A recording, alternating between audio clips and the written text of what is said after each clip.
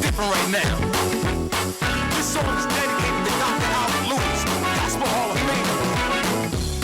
Because he's always yelling victory, and he's victorious in everything he does. And I just want the world to know that I too am victorious. See, I've got the victory. Yeah. All in my bones. You can't stop my praise, so won't you just leave me alone? See, I've got the victory. Yeah. Christ gave his life up, and because of that, my Bible says we are here by stripes. See, I've got the victory. Yeah. All in my bones. You can't stop my praise, so won't you just leave me alone? See, I got the victory. Yeah. Christ gave his life up, and because of that, my Bible says we are here by stripes. Hello and victory. You are in tune to the Gospel Hour, and of course, I am your host, Dr. Albert Lewis. Well, listen, I've been saying this now, going into our 39th year doing Gospel Hour television, and you know what that is. Call a friend, call a loved one, and inform them that Gospel Hour is now on the air. I want them to enjoy this program right along with you. Now, today is a special day, and we have some special guests for today. And I want you to inform young people because, listen, our thing is that we want to keep young people informed of history in this city, and the history makers, because it is important that they know whose shoulders that they are standing on, especially those that are in education and those that are in the arts. We want them to know this information. But again, it's going to be a great show, and I'm going to introduce our very special guest at this time. And, well, sitting next to me is a young lady that I have known for many years, and she has been on this show. I think this is about maybe her fifth or sixth appearance on this show, being a part of Gospel Hour. And I'm talking about none other than the lady, Melba Moore. I call her Pearly May. You better explain Only it I can call her Pearly May. for your young Y'all viewers. remember the movie, the play Pearly May. And these two gentlemen, who I've known for many, many years as well, they just want to question her. They want to know everything that they already know, but they want to make you aware so that you will know. None other than our councilman for the South Ward, the Reverend Pat Council. Glad to have you here, Councilman. Pleasure to and be this is about his 7th time on Gospel Hour. And I thank you for making time to be with us on today. Yes. Looking all buffed and Yeah. plussed and bald and all of that. You're looking good there. Yeah, try to stay well. Stay well. Now, our historian, a man that I have known for many, many years. Well, he's formerly a lawyer, but now he is the historian for the city of Newark. I'm going to call him Dr. Junius Williams. You at home, put your hands together for these wonderful people. I see it. I hear it. Thank you. All right. Listen, we're going to open up, and these gentlemen are going to talk to this wonderful woman, and we just want to be able to get information. Because you know what happens? There are many times that people die, and history dies right along with them. Nobody knows nothing, and they try to go seek for it. But because we have all of these modern devices now and technology, we can always record and we can always store this information.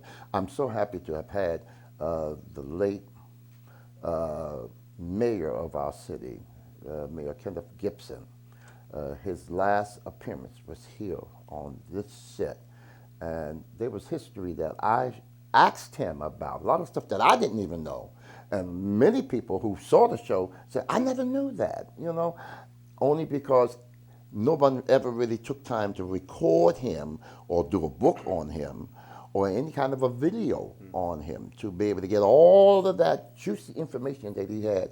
And so when had an opportunity, I gave him the video, I gave him the wife the video, and they were very pleased. And I know I gave it to you, Eunice, so we can be able to archive that, because that's something that we need to always keep.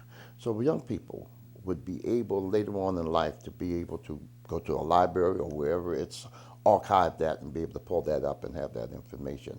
So I'm going to give you the honor, our historian of our city here, Newark, to talk to this young lady that you've been kind of eyeballing. I ain't going to want the wife to know that, but you've been kind of eyeballing a little bit. Don't put me in that. This is my honor. Don't put you in that either. So I got to go home.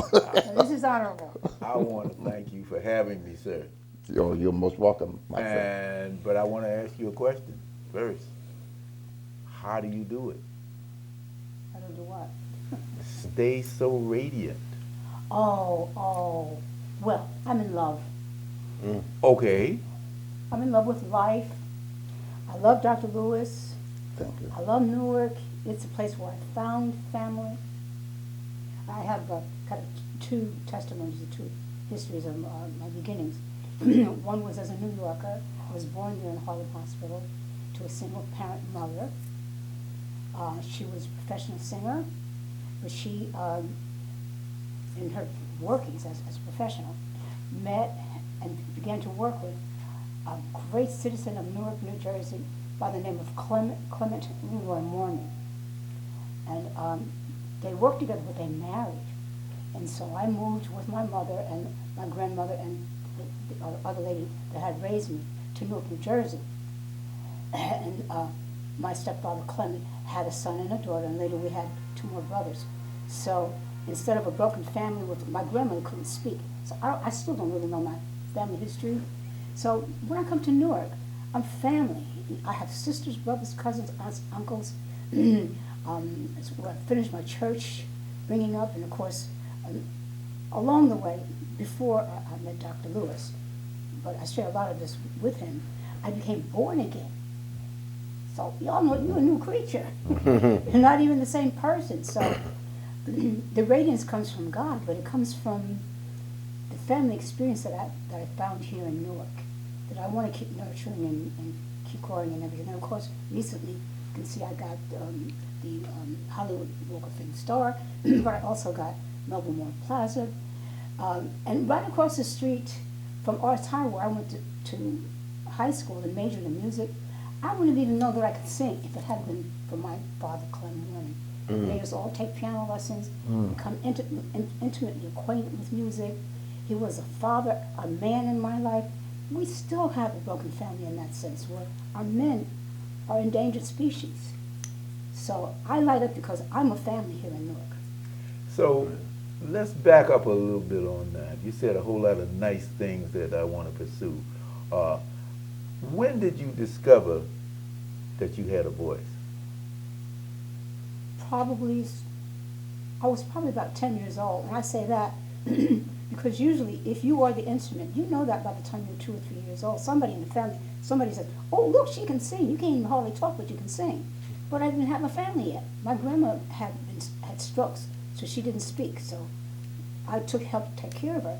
I think I got a Tony Award for Pearlie because I played a maid. Because the lady who really raised me was illiterate, orphan. She was shuffled from sharecropper's farm to sharecropper's farm. She didn't have a family, but she's the one who raised me. So I had that personality, and I had the one of my mother, who was seeking a glamorous life, trying to take care of her family. The woman should be the heart of the family. I know not from being born and being Christian, but the woman is trying to be the head of the family.